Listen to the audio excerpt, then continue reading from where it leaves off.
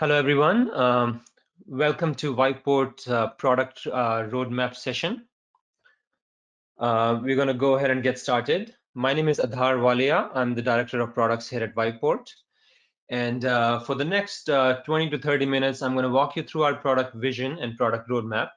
I'm really excited to talk about all the things we're working on, we're doing to improve the developer experience.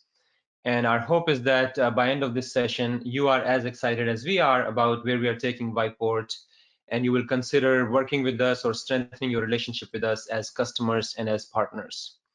So let's get started.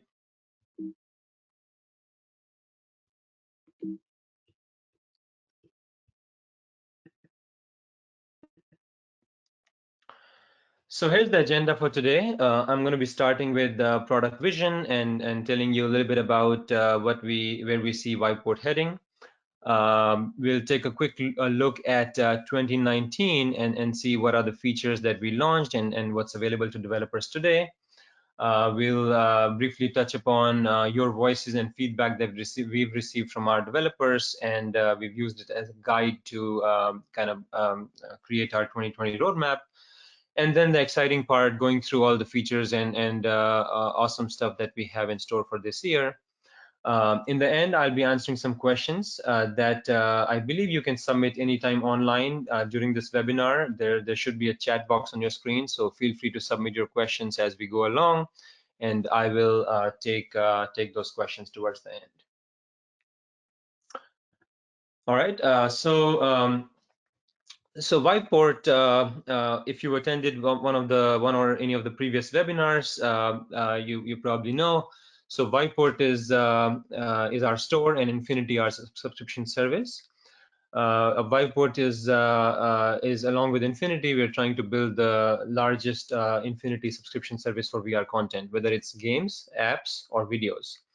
It has a growing catalog of about 800 plus games now, top games and apps, and it's very rapidly growing. We are also platform agnostic and available across different platforms, and we're always working with more and more platforms and partners to expand our reach and help grow the VR ecosystem. And that means more opportunities for our developers to monetize and grow their user base. So not only across our headsets, including Vive, Cosmos, and Vive Focus, but also other PC and AIO headsets, as well as the partner headsets. So what is Viveport vision? So we want to be the world's most preferred virtual reality destination among customers, developers, as well as our partners. So we want to be the number one store and service. And for those of you who attended Beyond's session a couple of weeks back, he mentioned that we want to be the Netflix of VR. So we want to be the destination, whether you have our headset or a different headset. We want to be the first service you think of and head to when you want to play any content in VR. And developers are obviously a key partner for us. They are critical to our success. So we want to help you build immersive content that helps you reach more users and grow your business. So we've grown quite a bit in the last year. We have 3 times as much content as last year, with over 2,100 titles on Viveport platform today. We also, just in 2019, we added over 1,400 new titles. So that was a huge number and our biggest number yet. So again, thanks to all our developers in trusting in us and helping us grow. We are seeing great momentum, both with new developers starting to build VR content and more developers from Steam and Oculus choosing to publish their titles on Viveport. And in Q1, we had 300 developers, 300 of you really started building content with us. And again, looking forward to that continued momentum. So we do realize the importance of giving our developers the right tools to help them grow their business. And before we get into 2020 roadmap, I want to go over some of the features that we've launched in the past year to help you really with the goal in 3 main goals: to help you reach more customers, to help you engage with them in more ways, and then eventually monetize these customers. So we want our developers to reach more and more users across the globe. And we've launched several features in our store last year that our developers are already using, and that can help you grow and reach more users. With our Infinity service launching in last year in April, and then a Viveport video service to getting videos and 360 content on our platform. Then we have features like coming soon and wish list that allows you to publish your title as coming soon and allows users to add it to their wish list and get notified when the title launches. And then adding wallet support with Viveport Wallet and Viveport payment cards, as well as other payment methods which are localized in various parts of the globe. Again, to help you definitely reaching more audience in these countries. So definitely some of the features that developers should take advantage of, and these are already available. Now on the engagement side, again, we want you to engage more users by incorporating features such as DLC, multiplayer support that we launched last year. Also matchmaking in partnership with Photon. We have matchmaking capability, as well as something called the discount program, which a lot of our developers were asking for. They wanted more visibility, and they wanted more marketing programs to get their content in front of more and more users. So we have the scheduled discount program. If you want to learn more, I think Thomas shared more details on that in his webinar last week. So definitely, feel free to go back and visit that webinar. Now, the last but not the least, we want developers to monetize all the great content that they're building and marketing. And we want our developers to earn more revenue, but also get paid faster and more predictably. And this is something that we worked on very hard in 2019, and we basically revamped our entire payment process as well as our entire backend that supports the payouts and payments. So a lot of you who've done significant business with us have probably seen faster payouts and more reports along with it. We worked to get out the transaction reports as well as the earning and payout reports to give you more details and be more transparent around all the transactions that are happening in individual transactions, as well as monthly and quarterly views of your earnings report and your payouts. So this would really help our developers reconcile and manage their business, financially, in addition to managing their content. So that was a quick glimpse of 2019. Now we want to continue this momentum in 2020, and we want to keep building new capabilities and provide new set of tools to help our developers continue to grow their business. And the first thing I want to start with is this little survey. So we're always listening to our developers, and we've talked to many of you either directly or indirectly, and we've used your feedback as a guide to plan our roadmap. And these results are a snapshot of some of the areas where we are excelling at, as well as it shows what's important for our developers. So some of the top areas that we hear a lot of feedback on are, more monetization methods. So our developers are always looking for more methods to make more revenue. Viveport SDK improvements, as well as the title submission and testing process. And I'll go through some of the improvements that we are working on in these areas in some of the upcoming slides and what's coming ahead. But one last thing before I get into that, here's another survey about our Infinity program. And one of the things that was surprising for us here is that Infinity is about 85% of our revenue at Viveport.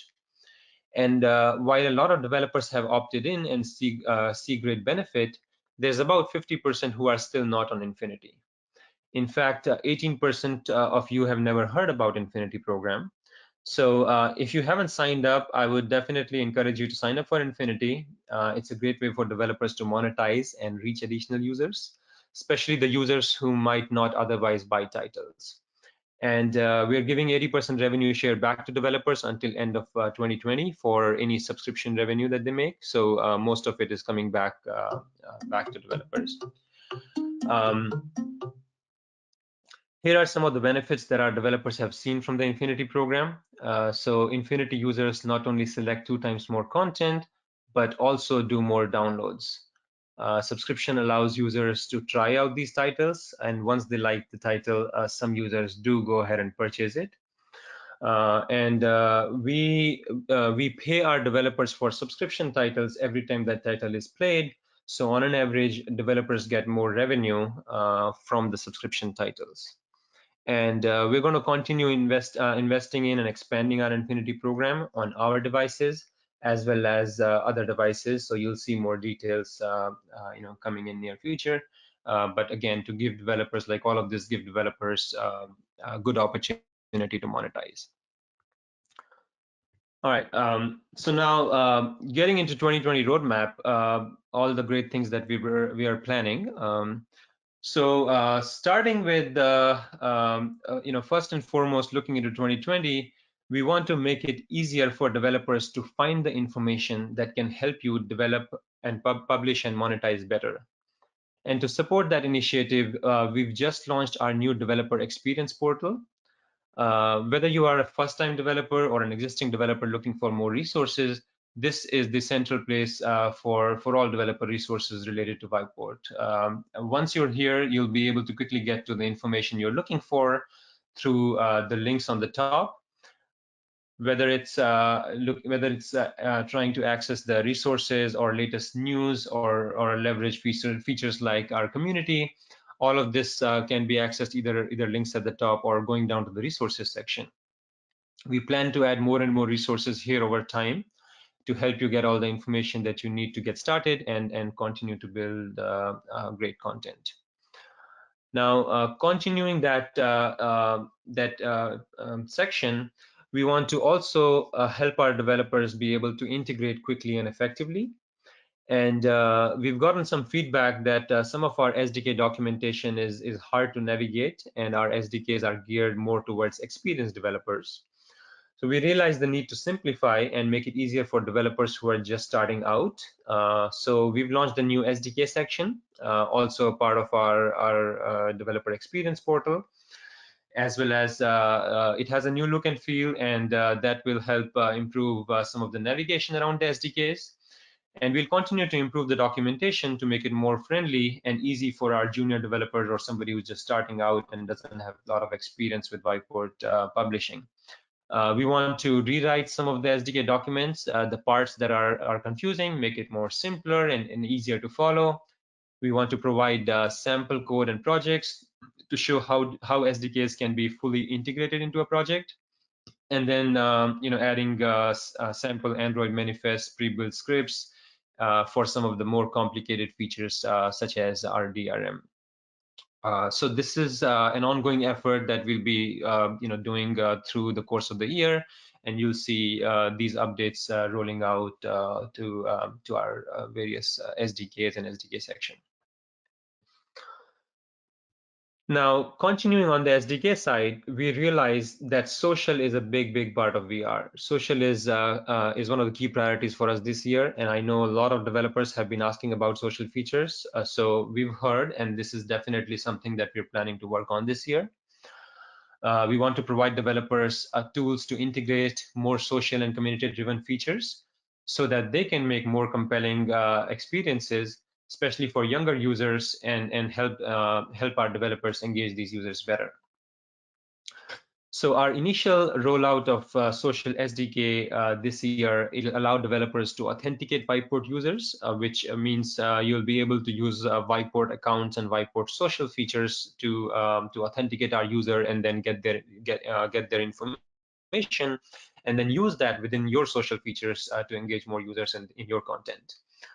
And then we will also be leveraging our Viveport social features that we are planning to launch both on the consumer side as well as exposing those features on the developer side, you'll be able to leverage those features such as user friend list management, which would allow you to get user friend list, as well as allow users to send friend requests from apps to each other to invite more friends. So users would be able to invite and accept these requests and then invite their friends to play games together. This will really allow users to play games like we are supposed to be with their friends as opposed to alone. So it'll definitely give opportunities for developers to engage these users through these experiences. And again, more details to come later, but we'll launch the social SDK and we'll continue to add features for both consumers and the developer side, over time to build our social capabilities. Some of the other SDKs that we're also working on, the first one is I'm happy to talk about in-app rating. So obviously, ratings and reviews are key for any title to get visibility and get consideration from new users, and that helps drive significant downloads. Today, the only way to rate a game or a title is after you've played, you have to come back to Viveport as a user and then go back and rate that game.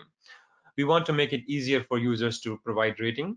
So we're launching an in-app rating SDK, which would allow you to rate the game while you're playing, while you're engaged with the game. You can rate the game then and there, as opposed to leaving it and going back to the store. Another SDK that we're working on is notification SDK, where users can subscribe to various notifications, either from developer themselves or from other users, their friends, as a part of social. So users would be able to subscribe to these notifications, and developers can send updates about new releases and other important notifications. Users can subscribe to notifications about their social feed, including their levels, achievements, all that good stuff within the game. Another area that we're working on is improving our IAP SDK. If you saw Thomas's presentation last week, you probably know that VR has a long way to go in terms of growing the IAP. On Viveport, we have less than 1% of our revenue today coming from IAP. So it's a significantly small part of our business, but we do realize that IAP has a lot of potential, especially within the subscription service. So we'll be adding payment methods to have significant impact on this method of monetization for developers who want to take advantage of it. Okay. So those are some of the SDKs that, again, you'll be seeing us doing more announcements through the year. And then last but not the least, we want some of our SDKs to be more easier to be configured by developers. So we understand that there are some challenges in configuring IAP, for example, or some of the achievements and leaderboard setup. We want to allow developers to be able to set up IAP prices in multiple currencies through our developer console.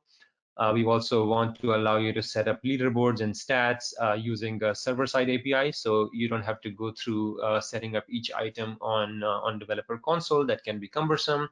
So in the very near future, you'll be able to do it using server APIs. Definitely developers will be able to take advantage of that. So another thing we want to do is helping our developers better collaborate within their company as well as with other developers or publishers.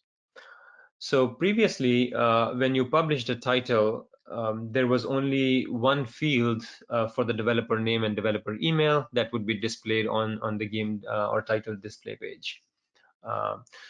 This was a problem for some of the developers who were publishing through an external publisher, and we've heard the request, the feedback to add a publisher concept or publisher name within our details. So we're rolling out a publisher support feature. We actually rolled it out recently, and now you can specify the display name for publisher as well as their contact information in addition to the developer. So both of this information will be prominently displayed on the title details page, and you have the capability, it's already there, to have a distinct publisher name from a developer name. And next, we want to improve how we manage, take this one step further and how we manage developer accounts overall. And today we only support one account. You can sign up as an organization or as an individual, but essentially there is only, even if you sign up as an organization, there's only one user per organization. And that is not ideal for some of our partners in bigger organizations where they maybe want multiple users to work on a project and collaborate. And many of you have asked us to allow adding more users to your accounts. So we are introducing a concept of a hierarchical structure. So we'll have an organization profile, and then within an organization, we'll have a user profile, which would be separate from organization, where you could have one organization and you could have multiple users within that organization. And again, this is to allow better control of who has access and be more efficient, in your development process. So this is just a snapshot of how you can add more users and invite them using their email address to collaborate on a project. These users can be either internal to your organization or they can be external users from a different company, multiple companies, the way you typically work or choose to add users and share access. Once the user, once you add the user, you can also specify a role and what permissions they get, and users basically accept your invite and they come in and start collaborating by creating a developer account that'll be part of your organization. So with this feature, we believe you'll be able to assign roles and permissions based on your organization needs. And these roles and permissions would align with typical roles in an organization, where you have your, let's say, your release manager, for example, who might want access to manage titles and title analytics, versus your finance manager who maybe wants to look at your payout and finance data. Now, you don't want developers or marketers going and looking at your revenue data and financial stuff, as much as you don't want your finance team to tinker around with your bills. So this will allow you to manage these functions, and we will have some predefined roles as well as different functions that are maybe assigned to these roles. And overall, this would give our developers a very granular, lot of control and to specify very granular access for the complex organization needs. Now, next, we are working on engagement reports and user metrics to share key metrics for our content and user behavior. Again, this is something that a lot of our developers have asked for, and a lot of developers have their own insights and metrics and data that they collect on users. But obviously, more data cannot hurt, and we want to be more transparent to our developers, as well as we want to share this data to help them make better decisions. So we're launching in Q2, so it's coming soon, and we'll be able to share some initial information, starting with the metrics such as user installs, purchases, active users, including average play time and average play count, which is basically average across all the users who either launched your game or how much ever time they played your game for. We'll also have some share some data breakdown by different regions and countries, as well as different business models. So you can see how your title is performing, not just overall, but also by various devices and country and in various business models. This would allow developers to not only get key user insights to help improve their game development and better engage with audience, but it will also allow making key business decisions, such as maybe pricing for each country. Like if you're seeing lower sales in some countries, maybe you want to reduce the price or make some changes there. Or maybe your title is performing better on certain devices. You maybe want to optimize your title for the devices that it's maybe not so good. So some of these metrics definitely would help driving engagement, as well as driving more business decisions. And this is a starting point, but we definitely want to build more capabilities in terms of sharing more data to our developers, so they can be more and more successful in driving engagement and in their business. So the next topic is the new submission flow. Last year, we had a big focus for us to improve our payment flow, and we, like I talked about in 2019, we did a lot of improvements in that area. This year, we want to do similar improvements to our submission flow. Going back to when Viveport was launched, maybe about a little over 3 years ago, our offering in our business was much more simpler. We were a paper download store, and submission process was relatively basic and simple. We've grown quite a bit over the years, and we have seen some growing pains. We have added new business models such as arcade and subscription, and over time, our submission process, because of adding these features and organically growing, our submission process has become more complicated, or I guess all these business models and all these different bills are all in kind of few different areas. We want to improve navigation, first of all, to allow developers to easily manage these titles, and then overall manage the submission process better. So starting with these changes on the front end, where you will see some business model dependent hierarchies, and you'll be able to manage store business versus arcade bills versus subscription, like some of these in a separate buckets. So if you want to go and make some changes to your store bills and media and maybe pricing on the store versus arcade, you'll be able to do that much more easily. We also want to improve the way how you manage your titles, how you manage your submission process overall. So for example, titles such as the main title and the DLC, maybe grouping them together, maybe PC titles versus mobile titles, allowing you to manipulate and group them together.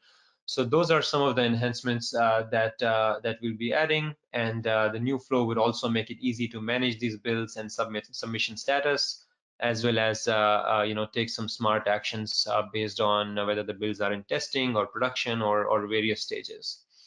So definitely that's something that would ease some of the pain on the submission side. Then continuing on that, towards the second half of the year, we have plans to revamp our release cycle process, starting with the build version control, where you'll be able to manage multiple versions of builds. For example, there could be a published version, and if you start working on another version that's maybe in beta or maybe still in development, you'll be able to manage different versions of these builds in the console. You'll be able to download and promote these builds to production or various stages. We're also going to add support for multiple build. So today, if you have hardware-specific builds for a title, you cannot upload them in a single submission. You have to create multiple submissions and then go and submit each build with each submission, which is obviously not ideal. With multi-build support, you'll be able to submit multiple builds that are maybe optimized for different hardware, and you'll be able to add all of them in the same submission. It could be hardware like within PC, for example, Vive versus Oculus, or you could have builds that are maybe PC and AIO. So all of those builds will allow you to have one title, one entry, and allow submission of multiple builds that can be done. So again, this would provide more efficiencies in the overall development and submission process. And then lastly, we want to launch public beta entry for our store. So today you can only invite a closed group of users to participate in your beta testing. This is not very scalable, to say the least, and severely limits the ability to test the titles on a wider audience. We want to allow users to opt in to be part of your beta trial, and provide capabilities for developers to manage these lists of beta users. And once the user signs up for the beta of your content, you can actually, all you need to do is just start the beta trial, and users would automatically see the title in their library. They'll be able to download and access beta content from within their account, which again minimizes the pain of collecting the emails and sending out and inviting everybody to a private beta, which would still be available. Private beta feature would still be available if developers want to use it, but this is a supplement to that, where you can cater to a wider audience and cast your net wider to get more users. Again, not only this will help with getting wider group of users who can test your builds, but once you release the full title, you have a loyal group of users who will be interested in checking out your title because they're already engaged and invested in your title. So that should help with testing and as well as building overall engagement. And where we are heading with this release cycle management and testing, our long-term goal is to provide a full release testing lifecycle to allow developers to efficiently manage the entire lifecycle. Again, this is something that's a little bit longer term. It's on our wish list, but we are starting to plant the seeds now with the version control and multiple build support and some of these initial features that we'll be launching soon, to eventually get to this final goal where you'll have the entire release lifecycle from alpha to beta to release complete all the way to production, and a customizable environment where developers would be able to do their entire development and publishing process. So I'll leave you at that, and we're going to wrap up. So this is a quick overview and a timeline view of our roadmap. So we're going to, we already have a developer landing page as well as publisher support that's already live. SDK documentation and enhancements will be ongoing, and we'll be releasing updates as and when we complete different phases. We will in Q2 we'll be releasing role-based administration as well as engagement reports. So some announcements to come out on those soon, followed by social SDK and release management in maybe early Q3, and then towards the second half of the year or later part of the year, multiple build support and some of the build enhancements that we talked about.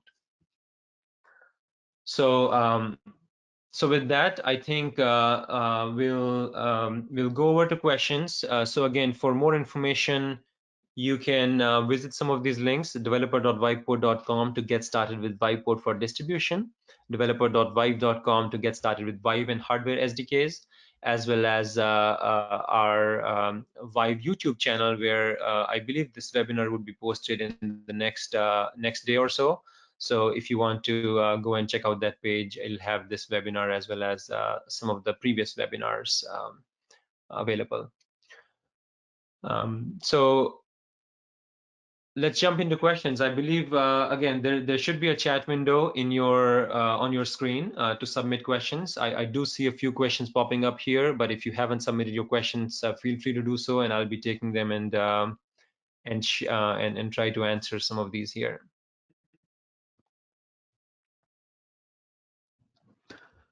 So one of the questions here is how real-time is the data that's available in engagement reports? And so the engagement reports that we're going to share, and I think that's a part of why it took us so long to share engagement reports and launch it, is because we wanted to make sure that the data that we're going to share is really relevant and really accurate for our developers. So we've been working on building our backend system, and it required changes to all of our clients to capture all this data, as well as building our backend capabilities to to track all this data, measure, validate all of that. So the data that we'll share initially is probably going to be not like real time, but we need to do all this processing on the backend. So it's going to be fairly recent data, but we believe that some of the engagement data is maybe looking back and really figuring out how your users are using the app. So maybe we'll start with the non-real-time data, but then eventually definitely something down the road we can look into. And again, we want to make sure in the first phase that the data is consistent, it's validated, and all of that processing is done to make sure it's really relevant. And that's the reason we probably wouldn't have real-time data in the first phase.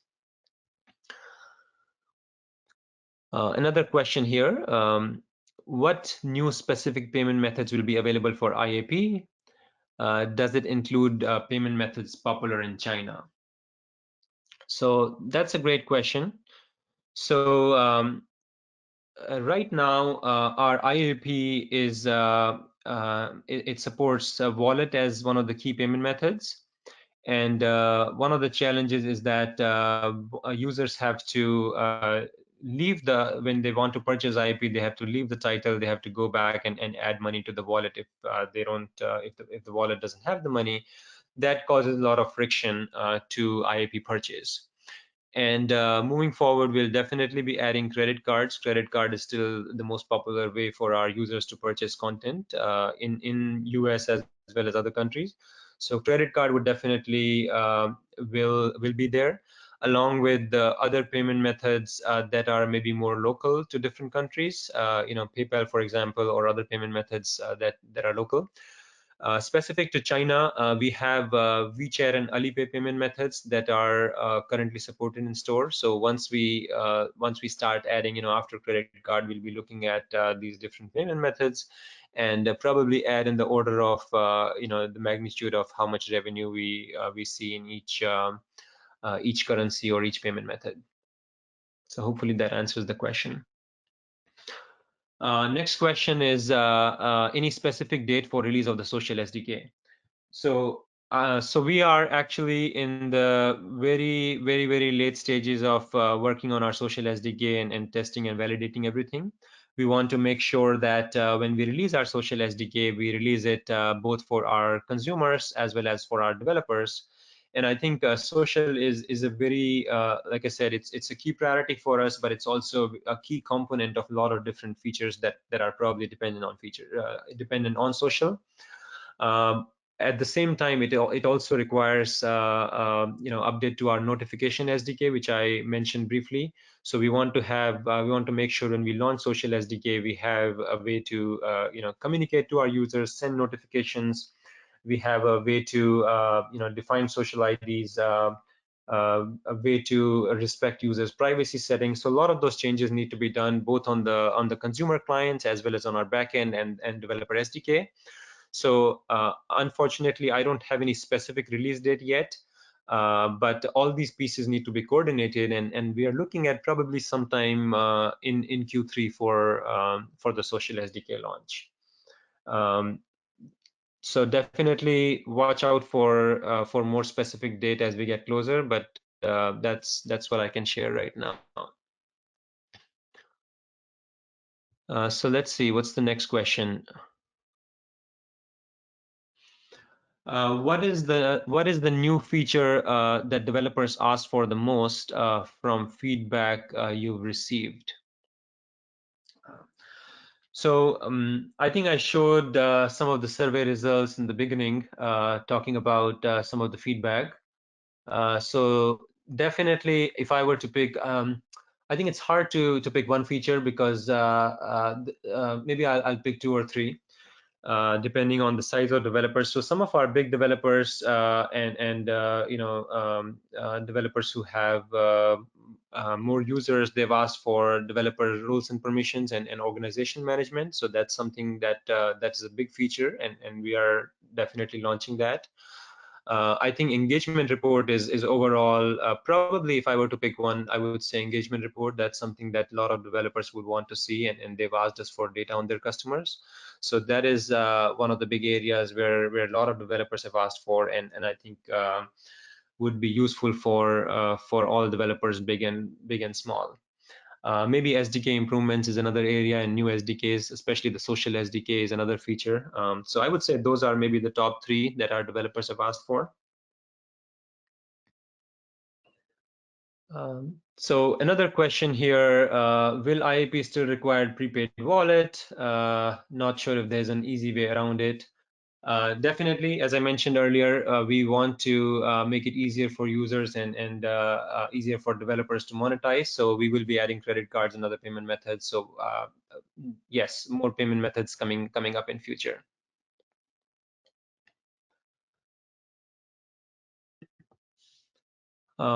Another question here: how many people can I invite to my organization as collaborators?